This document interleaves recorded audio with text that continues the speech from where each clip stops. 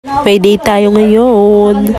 Hi guys, nandito ako ngayon sa Quezon. Ito yung bahay namin. And pupunta kami ni tatay sa bayan. And I miss Grace at samahan niyo ako ngayon sa aming pupuntahan. So let's go. This is my outfit for today. And ito nga pala yung talipapa. Then tindahan namin pinakandulo. Ayan guys. So guys, tapos na kami. Comment lang kami. So let's go guys. So hi guys, nakasakay na ako. Tay.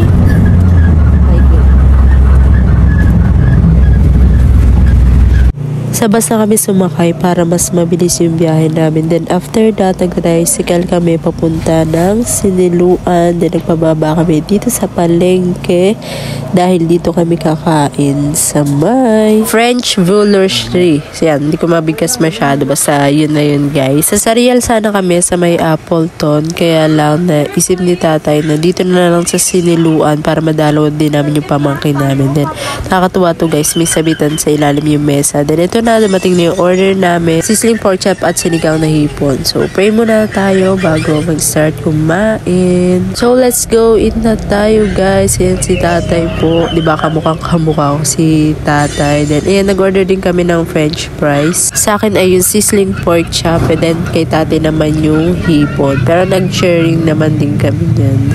Medyo nasima lang dyan si tatay kasi super asim daw doon sa baw. Then, yeah, may pahalo-halo pa. Ang sarap, guys, ng halo-halo dito. And affordable pa lahat ng food nila dito. Hello. Kain ka naman. Ng seafood. Ay, minsan lang ito. Saludo si mama.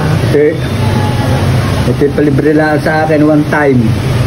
So ayan, inaya ko lang si tatay na kumain sa labas kasi gusto ko lang maranasan niya na kumain naman kami sa labas ng kakaibang food naman, di yung mga Jollibee lang. Dahil ito yung isa sa mga pangarap ko sa kanila ay maikain sila sa restaurant and madalas sa ibang lugar pag mayaman na. Then pag nakita tayo saka tayo kain. Pinapalitan ko na rin yung tempered at case ni tatay. Saka yung battery ng relo niya. And then bibili kami dito sa Jollibee dahil pupuntahan namin yung pamangkin namin. Sino kasama mo? Blaze, sa lolo. Dinadalaw-dalaw na lang namin itong pamangkin namin dahil hiwalay na yung magulang niya, yung kapatid ko, saka yung asawa niya. Ayan, kung sino yung nandito sa Quezon, di pinupuntahan namin siya.